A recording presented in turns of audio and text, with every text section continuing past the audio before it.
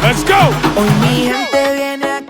All right, welcome along to the RTÉ Soccer World Cup podcast. Raf Diallo here, and today I'm joined by James McMahon of RTÉ Sport Online. Usually there's a bit of a watch-along element if you've been watching some of these, the first three episodes with Mikey Stafford, but we're just recording just as Belgium have edged Canada 1-0, Jim. I think you've been keeping an eye on this game as well. Before we talk about the three other matches earlier on, which involved a shock and a stalemate and also then a scintillating Spanish performance. But Belgium got very lucky here. I'm just trying to think, Raf, of matches at recent World Cups where a team that has won didn't really deserve to win. You know what I mean? I can't say that it was, daylight robbery, but when you consider the chances that Canada had as compared to Belgium, I don't know, was it 16 against 4 or 5 or some stat like that? But the long ball over the top does often work wonders, Raf, and Belgium employed that tactic in the first half.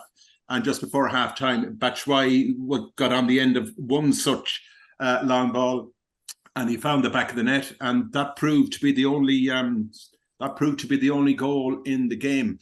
We spoke before the tournament, Raf, about whether this was the end of the cycle for the Belgium team. That really, once they qualified for the 2014 World Cup, they were talked about as the golden generation.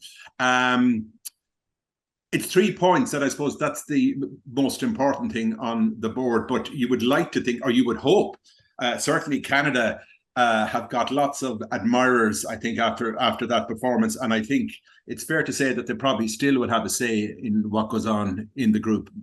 Yeah, most definitely. I mean, they qualified top of their qualifying group, which usually is dominated by Mexico and the United States. So they have done well to get here. Obviously, they're co-hosting the next World Cup as well. And they have a very vibrant and very, very pacey young team, which I think really came across as well, particularly Alphonso Davies. I know the penalty miss, and it's not the only penalty miss we've seen in the tournament so far. But he performed really well, as did a lot of those quick forwards. The only thing they seem to be missing, it looks like, Jim, was sort of like the final ball, and also they just got a bit unlucky as well with obviously Courtois as a brilliant goalkeeper there. Yeah, it was a case of the final ball not sticking. And you'd probably also have to credit, Raf, that Belgium did defend very, very well.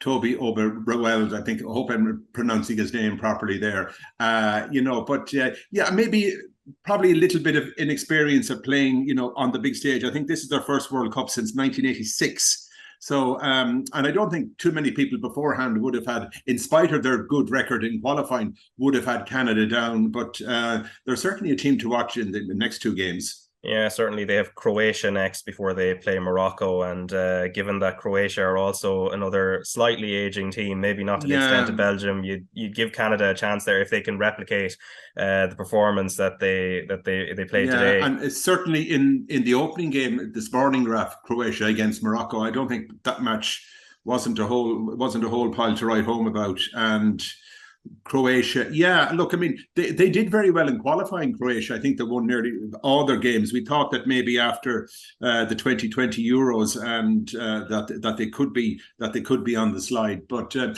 bit like Denmark yesterday, a team, just didn't really, first game up, but just didn't really fire. I mean, that opening match wasn't a lot to write home about. I know it had the 10 o'clock start, so maybe many people missed it, were at work and all that. But it's certainly, this group is still wide open. Yeah, no, you mentioned the Denmark game against Tunisia. I think also, which so happens to be a North African team playing against Croatia in the shape of Morocco, and they've got some really good players. And it ended up, maybe it wasn't too much to write home about, but it was also quite an intriguing fixture in a way as well. Very a tactical game where both defenses were on top. So it'll be interesting to see how both of those teams get on. Obviously, Morocco play the Belgians next, and as I said, it's Canada versus Croatia this coming weekend. But in regards to the bench, I don't know if you've seen this, but on the Canada bench, someone who is much beloved in Ireland and who also has a lot of love for this country, Chris Hadfield, the astronaut, randomly now there seemed to be a thing where I wasn't sure was it a doppelganger or not, but he appears to have been on the Canada bench alongside the manager John Herdman. Yeah, Chris Hadfield. Well, maybe we're spaced out in looking at that. I don't know, Raf. I don't know too much about Hadfield. What's his love for Ireland, or what's his? He served in the International Space Station, and I believe at the time, now this is about 10 years ago, he was on the Late Late Show a couple of times, I think, as well. But he took some lovely pictures of the island from up in space, All which I right. think got it in the age when Twitter was at its peak. Obviously, Twitter is Mm-hmm. not at its peak now. Yeah. It went viral, and he got a lot of love from people in this country. So it was just randomly, just as the anthems were happening, and a few photos were posted, which appears to show him on the bench, but his purpose within the squad, if it is truly him, it is not quite clear. Or is it somebody that is it his, as you say, is it his doppelganger, or are there many other Chris Hadfields astronauts running around on planet Earth? Well, if there's somebody with a mustache who looks exactly like him, I'm not Yeah, I'm not sure. I know he's obviously somewhere on Earth, so possibly he could be yeah. somewhere in Qatar at the moment. I remember, Raf, before Ireland played Austria in 2016 in Vienna. We were just outside. It was quite crowded, having a bar, and I swore to God it was Jurgen Klopp being mobbed by fans. And people were saying that is Jurgen Klopp. Oh, so let's go up and see, can we talk to Jurgen Klopp? It wasn't Jurgen Klopp, but again, it was somebody that looked exactly like Jurgen Klopp.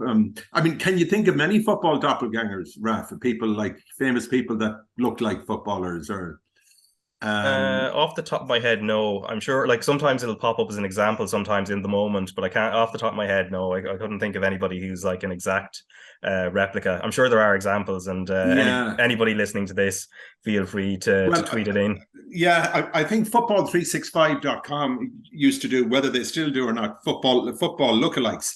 And Sean Kane, he's the Shannon singer from the west of Ireland. He's a blackbirds calling in the dead of night and all that. He looks very much like Arsene Wenger. So if you can imagine, I think he's a sister of I think they're a family of singers. But anyways, we're going off topic slightly there. Anyways, but Yeah, no, you mentioned Jurgen Klopp, obviously, of German extraction, and that is probably the game of the day or the shock of the day. So mm, yesterday we had Saudi Arabia beating Argentina 2-1 out of nowhere, and then again today, another team from the Asian Confederation, Japan, beating Germany 2-1. And I think the aspect of these two games that probably is most notable, because usually when there's a shock in a World Cup, it's usually a 1-0. The team that causes the shock takes the lead, and it's a defensive effort. hangs On on. both of these occasions, the favorite has taken the lead, and the minnow or underdog has managed to fight Mm. back, which is quite notable. Is that a sign of complacency? Is it a sign of teams underestimating the opposition? It looked today, Raf, by all accounts, after 60 minutes, that this was going to be a comfortable win for Germany. Perhaps should have been further than a goal up. Playing really nice football, intricate football, particularly the young 19-year-old from Bayern Munich, Musiala. He had won. There was one great little cameo from him where he was inside the box, shifting and turning, took a shot. It would have been a brilliant goal. And then Japan make a couple of substitutes, and lo and behold, 75 minutes they're level, and then 7 minutes later they're in front. And you cannot say. I think they had something like 28% possession during the game, but you can say that the win wasn't deserved. No, certainly based on the second half performance, Japan were outstanding. And it Mm. was also interesting. You mentioned Jamal Musiala, who's obviously been starring for Bayern Mm. Munich at a very tender age. Hansi Flick making the decision to take him off, and then at the same time, Japan fighting back. Back, Didn't, yeah. didn't exactly work out that well. No, it didn't. I know he also took off Thomas Muller, but I think the fact that Thomas Muller has only played a half an hour of football since September. It's not the first time. I can remember the Bayern Munich when they lost the Champions League final in 2012. I remember their manager taking off a couple of players, and that allowed Chelsea to score, and they managed to win that final on penalties. So, yeah. And the outcome of it all now, Raf, is that there's the prospect of the Germans. It's up, they have a bit of a task to qualify, to get out of their group. And I think it would be unprecedented for the second World Cup running that the Germans don't get out of their group. You know what I mean? Yeah, there's a pattern there because this is the second World Cup in a row that they have lost to a team from the Asian Confederation. The end of the last tournament, having, they started that last World Cup very badly, but then it ended on a very dire note, losing 2-0 to South Korea. And then the very next World Cup game, obviously 4.5 years apart, they lose 2-1 against Japan. So it's a sign of where they're at. And obviously the Euros, they weren't exactly brilliant either, knocked out in the last 16. So and you actually look through the team, they're playing Nicolas Sula as a right back when he's actually a centre back by trade. They still have some excellent players within the squad, but you look at the fringes of it, and it kind of tells you that Germany are still in a state of transition. Yeah, and obviously as well, Raf, do they have any kind of recognisable front man as well up front? I mean, whether it's Havertz or like they don't have a real focal point of attack either, and. Yeah, it'll be a huge disappointment if they don't manage to get out of this. What is a tough group, because on Sunday now they have to play Spain, and which is a huge game. And even a draw, if Japan were to win the other match, a draw still a draw probably does keep them in it, but defeat, they're out probably. At this point. And I don't know what you think, but it looks tougher for Germany on paper to stay in, given it's Spain next, than it would be for Argentina to try and stay in the tournament, because they have Mexico and Poland, both tough teams to play, but. We'll talk about Spain very shortly, but Spain have beaten Germany 6-0 in not the last Nations League campaign, but the one before that. And based on the way they played today against Costa Rica and the way Germany played, especially with their defensive issues, Germany could be out by the time the clock ticks midnight on Sunday. The Germans could well be out. Yeah, and also, Rafa, but did we think pre-tournament? I didn't hear or listen to too many people talking about Germany as, how they talk about dark horses. I mean, talking about Germany as a dark horse, but when we were looking at teams from Europe, aside from maybe France and Spain, people were probably talking about the Swiss or the Dutch or the Danes, but nobody was mentioning Germany. So if they do exit, I know, and guaranteed that they'd still have talent on the pitch, it probably wouldn't be a seismic shock either. Albeit it is a shock that they were beaten by the Japanese. Yeah, less of a shock than it would be for, say, Argentina, who are being talked up as being one of the favourites for the competition, for sure. But before we touch on Spain, of course, there was a moment before Germany kicked off against Japan that wasn't shown on the international feed. So this is where the German players, and it goes back to the One Love armband, which they haven't been allowed to use by FIFA, and they obviously took their team photo. And yes, as you show me on screen there, they covered their mouths as a sign of sort of being silenced, more or less. So again, the off-field issues, and it comes back to timing as well, doesn't it, Jim? I mean, the countries that wanted to wear the One Love armband had flagged this a long time ago, but FIFA and also the Qatari hosts have sort of left it to the very last minute, and it has left these nations scrambling to respond. And given that the sanction seems to be a yellow card, most of these teams have felt that they're not in a position to put it on because, of course, it would affect them on the pitch. That's right. Yeah, I mean, obviously the likes of, they were talking the other day, like Kane or somebody. I don't know whether any of the England players some of them probably got yellow carded the other day. But again, Raf, it's a bit like the drink ban that was talked about. It's these 11th hour decisions that are being made by FIFA and Qatar. And we've even had images of people going in the tiny little sort of love armbands or whatever on their t-shirts or jumpers, and people not being allowed into stadiums. But I think the Germans probably have got some praise for that brief moment of putting their hand up to their mouths today. You know what I mean? But is it the kind of thing, Raf, in a week's time where we're still going to be talking about? I know their issues are very important. They're serious issues. There's people still doubting as to whether this World Cup should be held there. Will there be a point in 10 days' time where we'll just be solely concentrating on football? I'd imagine there will still be an element, which is still important, obviously, Obviously, oh yes, yeah, to keep raising the issues. And obviously, while the players were, or the captain Manuel Neuer wasn't able to wear the armband today, the German Interior Minister did wear it, and then the German Football Association, the DFB, released a statement in which they said we wanted to use our captain's armband to take a stand for values that we hold in the Germany national team: diversity and mutual respect. Together with other nations, we wanted our voice to be heard. It wasn't about making a political statement. Human rights are non-negotiable. That should be taken for granted. But it still isn't the case. That's why this message is so important to us. Denying us the armband is the same as denying us a voice. We stand by our position, and as we've outlined there, the photo or the image or the footage, which was not shown on the international feed, quite coincidentally, one would think that was shown in images later on. So they, in some way, were able to stage a protest. But obviously, as we said, they're playing Spain on Sunday, and this is, I don't know, what do you think? Is it the best performance of any team at the competition so far? Their 7-0 thrashing of Costa Rica? Probably is the best performance, but I think you have to take the opposition into account, Raf. I think the Costa Ricans only had 18% possession. I think the Spanish goalkeeper could have actually gone down the road to the shops or whatever, and come back again, and didn't have anything to do. But certainly Spain, I did say it, I think I said it on a previous podcast, Raf, that I have Spain down as one of the teams to really watch here. I think they're a coming team.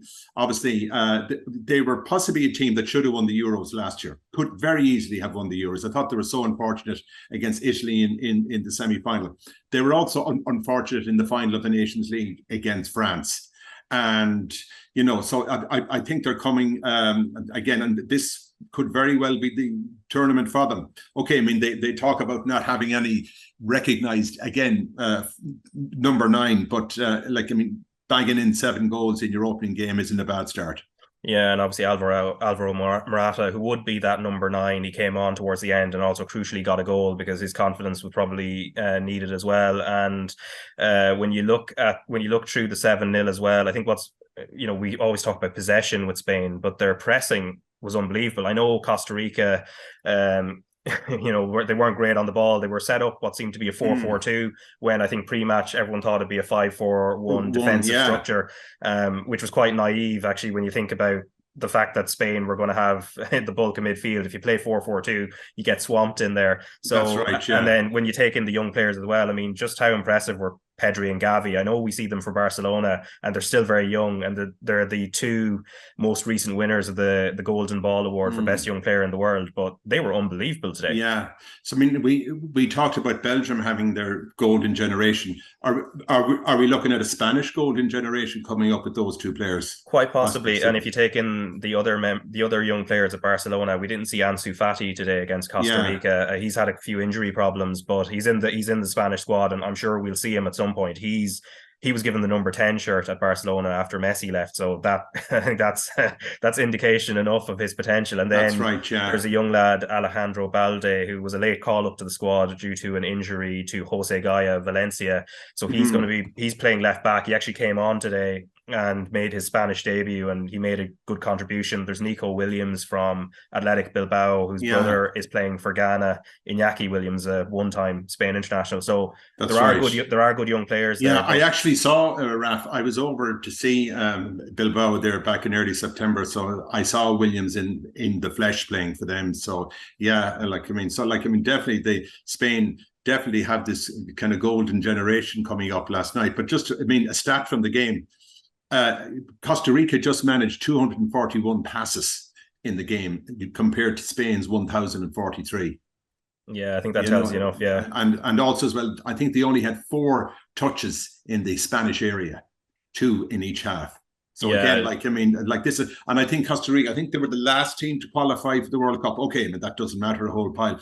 But when you consider what impression they had back in the tournament in 2014 when they got to the quarterfinal, you know what I mean? Obviously, this current side is probably not at that level. No, and there's a clutch of players from that 2014 team who are probably a little bit over the hill that are still in the squad. Brian Ruiz came on as a sub. He was instrumental that time. I think people remember him from his time in the brief time in the Premier League with Fulham many years ago. And Joel Campbell, who was once at Arsenal, but largely spent most of his Arsenal career on loan at different clubs. He was leading the line. He actually played okay today in comparison to some of the other players like Celso Borges in the squad. But and Costa Rica have a tall order now. They with Japan next, especially Japan with the wind in their sails. You can imagine Costa Rica won't be troubling the rest of the competition, but Spain certainly looking good. Although, as you said, we can't get ahead of ourselves on that front. I mean, but some positive vibes from them. I mean, Olmo, who opened the scoring for them, wasn't of the view afterwards that Costa Rica were weak. He was more or less talking about how strong Spain were. So, I mean, that kind of confident talk bodes well, going forward. At this point, you would have to say Spain to top the group. I don't know who lines up after that in the last 16, but I said in a little preview, Raf, before the tournament, Spain to get to the semi-final, possibly, and possibly more as well. And you wouldn't bet against Luis Enrique, a Champions League winning manager in 2015 Barcelona. And I think we saw the hallmarks of what a Luis Enrique team looks like: possession, penetration, and also pressing high as well. So the three P's, and obviously the fourth P being Pedri as well, who was just an unbelievable talent at that age. But obviously, there are 4 fixtures tomorrow, all live on RTÉ2 or the RTÉ Player, whichever one you want to watch it on. And the first game, 10 a.m., is Switzerland against Cameroon. Now, Switzerland are going to be favourites for this, I imagine, Jim, because they did quite well in the Euros. I mean, they shocked France, came back from 3-1 down, drew 3-3, and they have, and Granit Xhaka, gone from one of the most maligned man at Arsenal to arguably the key man at the Emirates, and he's still a key leader there for Switzerland. 30 years old now is Granit Xhaka. I mean, he seems to. Well, obviously, it's perhaps no surprise that Arsenal are flying at the top of the league, and Xhaka is back flying as well at the top of the league. But the Swiss. Raf, it's fair to say that the Swiss, if you were to even count in Europe, they're probably in the top 4 or 5 teams now in Europe. And if you look at their performances at the Euros last, I mean, could easily have ended up in the semi-finals, lost on a penalty shootout to Spain, beat France in the semis. I mean, apart from Xhaka, I mean, they had the likes of Freuler, they had the likes of Mbolo, they have Akanji at the back, who's been great for City since Manchester City. And they have Summer in goals. I know there's a bit of an injury. And then they have Shaqiri still there as well, the diminutive Shaqiri as well. So I definitely fancy them to get out of the group. But against the Cameroons, they weren't great. I don't think they were that good in qualifying, but they have one decent player. I think his name is Maxime Choupo-Moting. Choupo-Moting, who's been flying it for Bayern Munich this season. A player who I think many years ago when he was at Stoke wasn't seen as that's right. wasn't seen as a superstar, but he's gone into a Champions League challenging team like Bayern Munich and is really flying it since Robert Lewandowski left. So Cameroon, I saw a bit of them during the Africa Cup of Nations, and going forward, they can be exciting enough, but defensively, they'd be a bit suspect. I mean, the goals are probably going to come from Choupo-Moting, as you mentioned, also Vincent Aboubakar, who was the top scorer in the Nations Cup, but also Toko Ekambi as well. Plays on the wing at Lyon. So they're capable of causing an upset, but I don't think it'll be an upset of the 1990 World Cup kind of not that kind of level. They're not that kind of a team, but they are managed by Rigobert Song, who was I think one of the first people. I think was the first player to be sent off in 2 World Cups, and people might remember him from his time at Liverpool as well. So Switzerland, Cameroon, 10 a.m. RT2 or RT Player. 1 o'clock then. An intriguing game, Uruguay against South Korea. So this is a repeat of the 2010 last 16 match. And I was talking to Tim Vickery, the obviously noted South American football expert, and anyone who wants to get a look at Uruguay, Brazil, or a Mm. bit late now in terms of Argentina or Ecuador, but it's on the RTÉ Sport YouTube channel. He kind of went through all the teams, but he mentioned Uruguay were probably the most fascinating team, and also that they're going to this tournament with the aim of winning it. And you look through some of their squad beyond the obvious of an aging Suarez, yeah, Nunes, yeah, Cavani, Cavani, yeah. Gomez, Yeah, yeah, like at the back, obviously, Diego Godin is getting on a little bit. He's yeah. been around quite a while, but Jose Jimenez, who I've actually, weirdly enough, had the chance to interview in Spanish before many years ago at All right. Carton House, which actually went okay, given my very rusty ability with that language. He's still a stalwart at Atletico Madrid, but the player that is really standing out is Federico Valverde. I think in the Yeah. Champions League final and also this season at Real Madrid, he's an unbelievable player. Yeah, definitely. And also as well, I think they've only conceded 2 goals in the last 9 games as well. And I think their form has really improved since the new boss came in there. Alonso, has really steadied the ship there for them. So yeah, so Uruguay definitely, again, you're probably looking at quarterfinals at least. Yeah, If and that's not, if Tim Vickery is correct, they have the potential to go further. They've been the most successful South American team at World Cups in 2 of the last 3 tournaments. So yeah, they have pedigree, mix of experience, and a little bit of youth there as well. You mentioned Darwin Núñez, who I seems think, to be Nunes yeah, Raf, who seems to be finding his form at last for Liverpool as well. Like, it seems to be, yeah. so Yeah, and they're going to be playing, of course, as we said, South Korea, and South Korea qualified fairly comfortably. I think largely any previews of South Korea, generally, it always ends up you end up talking about Son Heung-min, some. who, unfortunately for South Korea, but maybe more fortunate than Senegal with Sadio Mane, he picked up an injury in a Champions League game with a broken eye socket. Now, fortunately, he's able to play, but he's going to be wearing a mask. Mask, That yeah. affects him, and how that affects South Korea, we'll see. But I think they're definitely going to be underdogs here. But given what they've seen from their neighbors in the Confederation, whether it be Mm. Japan or also with Saudi Arabia, they won't be. I don't think they'll be going in with too much trepidation either. They'll have to go in with a level of belief. Also, as well, Raf, I mean, again, and I have spoken about this before, again, at the back, they've been quite mean. I think they've only conceded 3 goals in their last 10 games as well. So if they can keep that solidity going, and maybe some mask or no mask pops in with a goal, you never know what might happen. Yeah, and Portugal versus Ghana, the 4 o'clock game, again, RT2 or the RT player, Yeah. take your pick. And Ghana are the lowest ranked team going into this competition. They really underperformed at the Africa Cup of Nations with losing to the Comoros Islands, which I think was quite a nadir for them, and finished bottom of their group. Now they qualified after a 1-1 draw on aggregate with Nigeria, but Well, yeah, qualified on the away goals rule. And they've some good players, a couple of good players. Obviously, Thomas Partey at Arsenal has been impressive this season, and also they've brought in a few naturalized players as well, the likes of yeah, Tariq Lamptey from Brighton, and then the Iñaki Williams, who we mentioned a little bit earlier on. So yeah. they're going to be underdogs here, and obviously, but the thing with Portugal though that we have to look out for is the effect of this whole controversy around Ronaldo with his interview, and obviously now he has officially left Manchester United, as we found out earlier. Yeah. But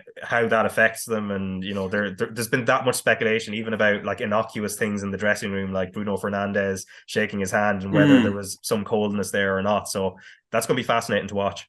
Is there is there a school of thought, Raf, that Portugal could be better off without Ronaldo maybe starting games? Because they do have the talent up front. I mean, the likes of Silva, Felix, Otavio, Silva, Andre Silva. There are other options there up front.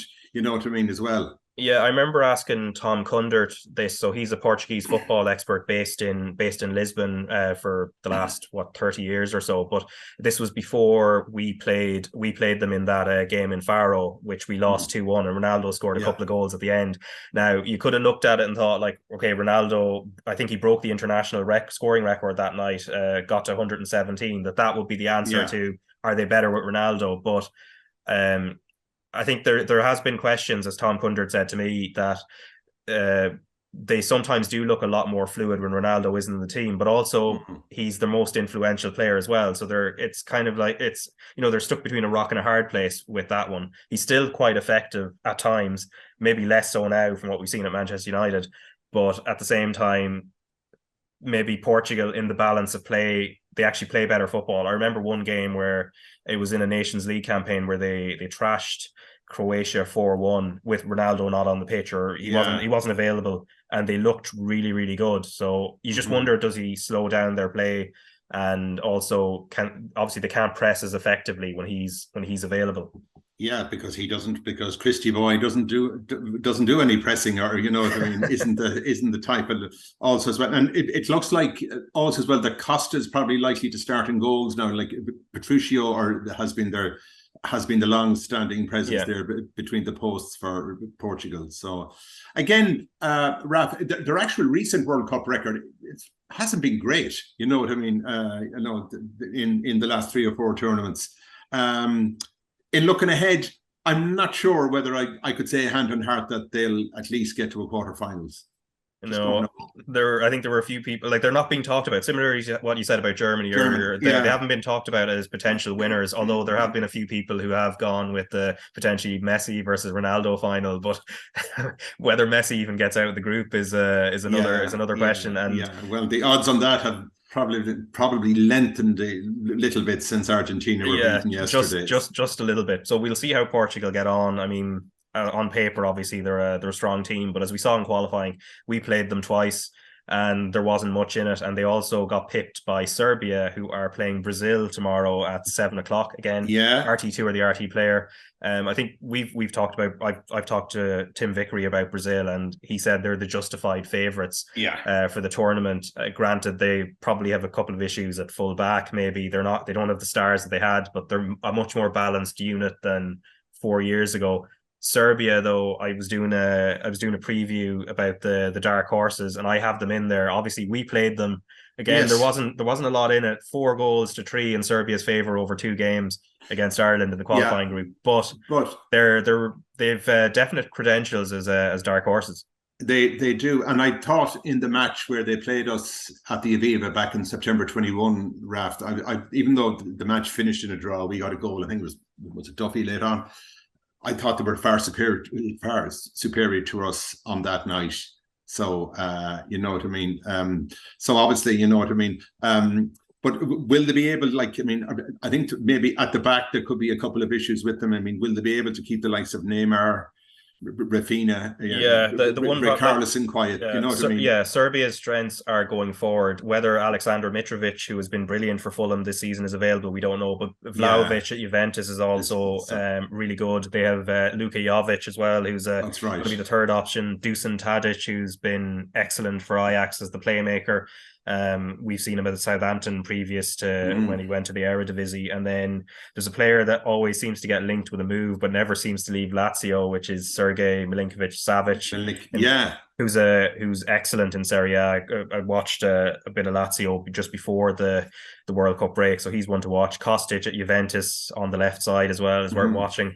But it's defensively, as you kind of pointed out, that's where they don't keep a lot of clean sheets. I mean, we scored a couple of goals against them in Belgrade, and then also, as you said, the game here finished in a 1-1 draw with Shane Duffy scoring. And then when you look through their group, they don't keep a lot of clean sheets. And when you've got the options Brazil have, not even the starters, which will probably be Richarlison, Neymar, and then Rafinha on one side. But then if they don't fire, you have Vinicius, Rodrigo, you've Gabriel Jesus. It's a never-ending carousel of Brazilian football talent. Yeah, but also as well, Raf, you did mention about at the back for Brazil, possibly a couple of issues there, maybe. You know what I mean? Just in terms of full back, they wouldn't have the they're probably more defensively solid than what we might remember of Cafu and Roberto Carlos, who seem to live up in the final third than they did defensively. But I think what Tim Vickery said to me is they're more likely to come in field, and then the wide forwards kind of stretch the play. But Brazil are definitely justified favourites. Yeah, also as well, between the posts, Raf, if it's Alisson between the posts, I know Liverpool's form has been quite stuttery so far this season, but if you were to name their best player, I would say that it's been Alisson so far, and he's certainly heading to the World Cup in form. He certainly is, and if he doesn't, then I think Manchester City have a goalkeeper. Manchester City, they have a goalkeeper as well, so they're not badly stacked there either. You know what I mean? But looking forward to it. I think, Raf, the 4 games on Thursday. I mean, there's something appealing about all of them. Like this. There's not one which you might say, could I be bothered, or one that doesn't get the juices flowing. But I think in the 4 games, which is the final round of first round games, so every team will have played after 9 o'clock tomorrow night. So we'll have a bit more of a grip on things. We'll be 25% of the way through the competition. Yeah, certainly. And the end of Thursday. Yeah, and Group G and Group H look like the two most balanced groups in certain ways. Obviously Serbia and Switzerland, it's hard to call which one of them gets out of that group, presuming Brazil don't end up being shocked in either of their upcoming games. Might slightly edge it for the Swiss, maybe. Yeah, quite possibly. But if Serbia get a draw in that opening game against Brazil, then you might fancy them. And obviously Group H, I think has also been described as probably the most balanced group of all of them, with Uruguay, South Korea, Portugal, Ghana, all of which can take points off each other. But anyway, that is it for today's soccer podcast. I'll be back tomorrow to review those games and also to look ahead to Friday's fixtures. Anyway, by tomorrow we'll have seen every team, so we'll have a better idea of how everything stands. Obviously the second round of fixtures will probably, again, there could be more twists, but anyway, I'll be back tomorrow with the Soccer World Cup podcast, and as I said, all those 4 fixtures tomorrow live on RT2 or the RTÉ Player. Take your pick, whichever one you want to watch. But Jim McMahon, thanks a million for taking the time. Thank you, Raf. Thanks as always.